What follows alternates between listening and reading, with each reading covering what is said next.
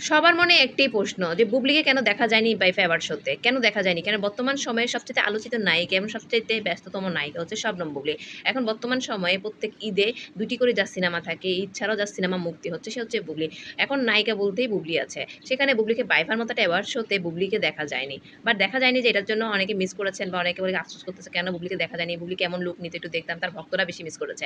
কিন্তু আমিও তার ভক্ত হিসেবে বলি যে বাইফা অ্যাওয়ার্ড শোতে সে যে যায়নি ভালোই করেছে। বাইফা অ্যাওয়ার্ড শোটা পুরা বাইফা অ্যাওয়ার্ড শোতে আমরা আগে দেখতাম মিডিয়ার অভিনেতা, অভিনেত্রী, নায়ক, নায়িকা বা ফিল্ম ইন্ডাস্ট্রির পরিচালক, প্রযোজক থেকে শুরু করে ওদেরকে দেখা যাইত। আর এখন এই বাইফা অ্যাওয়ার্ড শোটা পুরা টিকটকারদের মিলন মেলা করে দিয়েছে। মানে ২ দিনের বৈরাগী যারা তাদেরকে দেখা যাচ্ছে। আর যারা ওইসব জায়গায় যাওয়ার যোগ্য তাদেরকে দেখা যাচ্ছে না। কি এটা হাস্যকর ব্যাপার না? আর বুবলি যায়নি যে ভালোই হয়েছে। টিকটকারদের মিলন মেলায় বুবলিকে আসলে মানাইতো না। যেখানে টিকটকারদের মিলন মেলায় একজন ১ম সারির নায়িকা, একজন সুপারস্টার নায়িকা শবনম বুবলিকে ওখানে মানাইতো। অপু বিশ্বাস গিয়েছে তার লেভেলটা এখন ওখানে টিকটকারদের মতো। কারণ সে এখন অনবরত টিকটক করে। তার ডেইলি তার টিকটক আইডিতে আপনি দেখবেন ৫ টা থেকে ৭ টা টিকটক। আর এক্সপ্রেশন তো জানে না। এরকম করে মুখের হ্যাঁ, যাই হোক সে টিকটকারদের সাথে তাকেই মানায়।